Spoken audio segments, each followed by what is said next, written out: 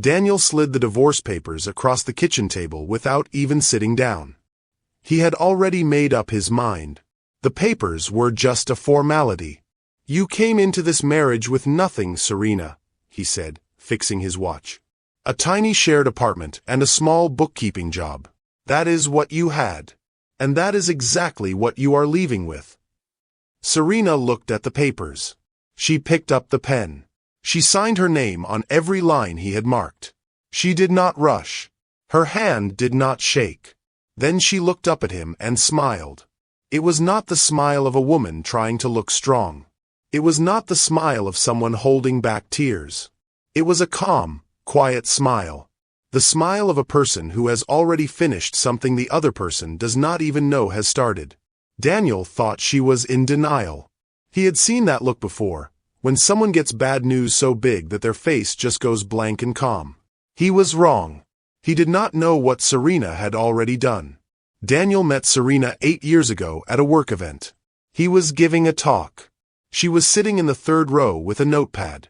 After his talk, she asked him one question he could not answer. He liked that.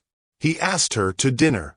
What Daniel never knew, because he never asked, was that Serena had worked 2 jobs to pay for her own education while also caring for her sick mother. She never talked about it.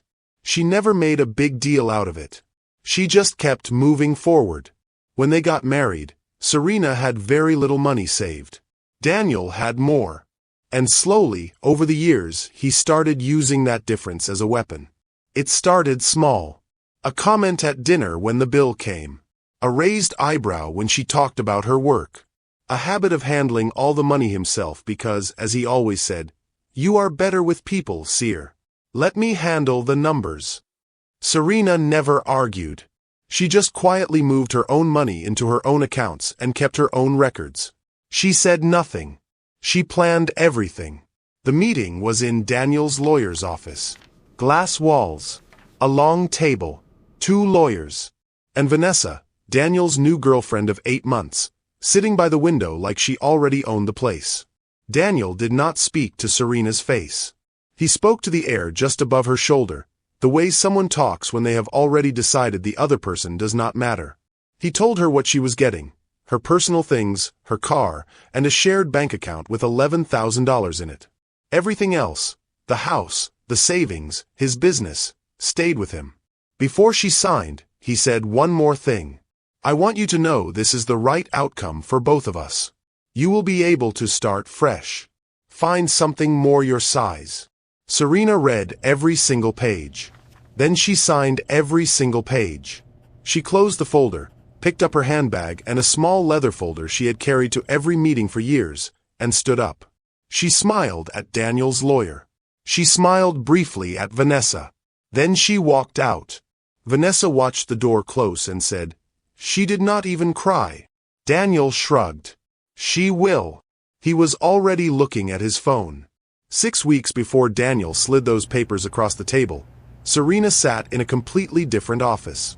Her mother, Grace, had passed away 18 months earlier.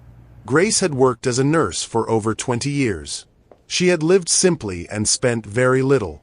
But she had quietly saved, and quietly bought. A small house. Then another. Then a small shop in their home country through a cousin she trusted. Then 2 more properties. Grace never talked about money in public. She told Serena once over a Sunday meal, "When a woman tells the world what she has, she invites people to take it. Keep your money quiet and keep your records clean." Grace had watched Daniel for years. After her second visit, she called Serena and said, "That man counts everything. Make sure he can never count you." Before she died, Grace made sure everything she owned went to Serena, and she made sure it was protected. The properties could not be touched by any husband in any divorce because Grace had set it up that way on purpose, through a proper legal structure that only Serena could access. After Grace passed, Serena spent 12 months getting everything in order. She traveled twice. Daniel thought both trips were about her mother's estate. They were, just not in the way he imagined. She met with lawyers. She moved everything into a company registered in her birth name, Serena Okafor, not Serena Mercer, his last name. She filed the papers on a quiet Thursday morning. The date on those papers was 6 weeks before Daniel handed her the divorce papers. She had known he was planning to leave her for 4 months before he told her. She had simply moved first.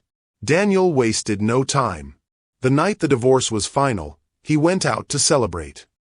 He told everyone at dinner that the split had been clean and fair, that Serena had been well taken care of, and that he had been more than generous.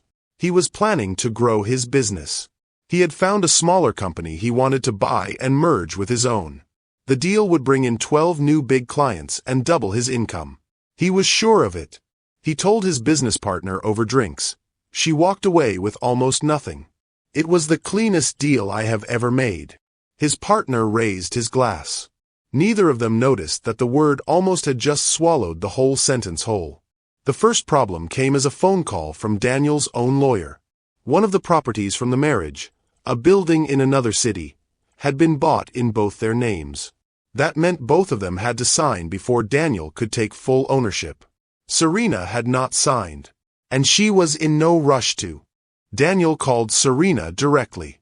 She did not pick up. Her assistant, Daniel did not even know she had an assistant, took the message and said it had been received. The business deal started to slow down. The 12 big clients were waiting.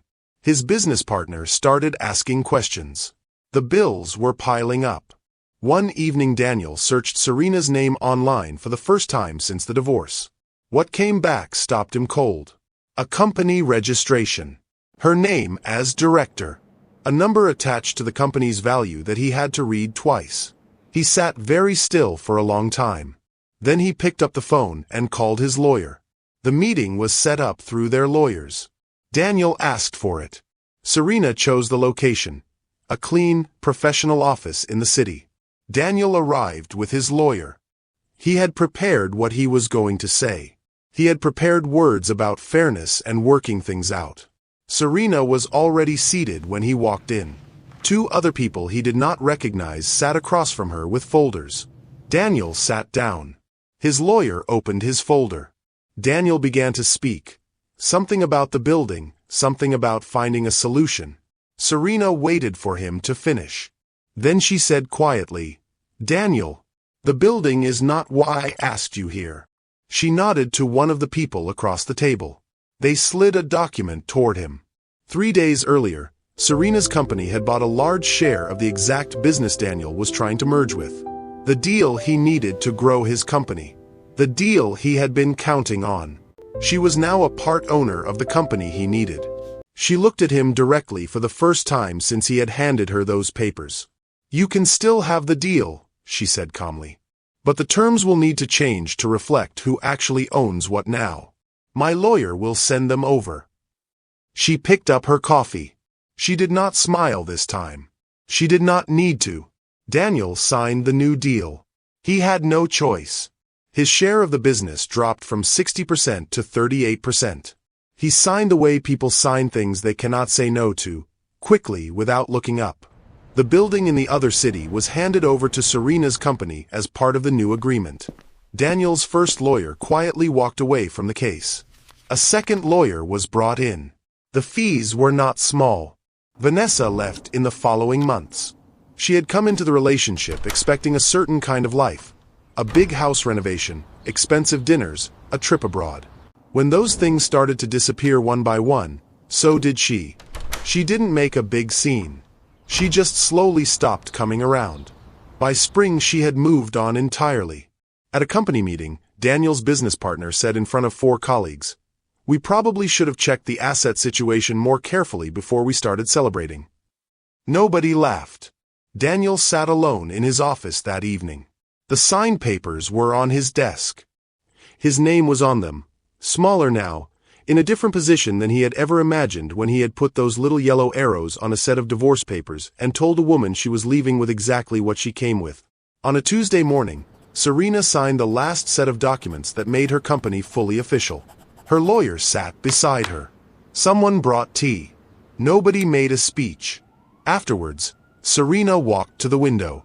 She thought about her mother's small kitchen. The Sunday meals. The afternoon her mother had said, "Keep your money quiet and keep your records clean." She had kept them quiet for 8 years.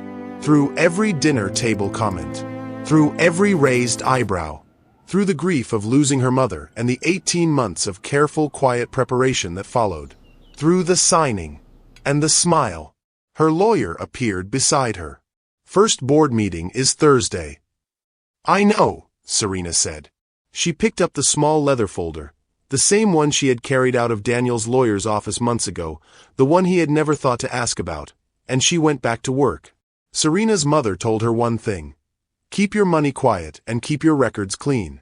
Serena listened for 8 years, and signed those divorce papers smiling because she already knew what the room did not. Some people mistake silence for weakness. If you know someone who needed to hear this today, send it to them. And if this story made you think about what people miss when they count someone out, drop a comment below. I read every single one.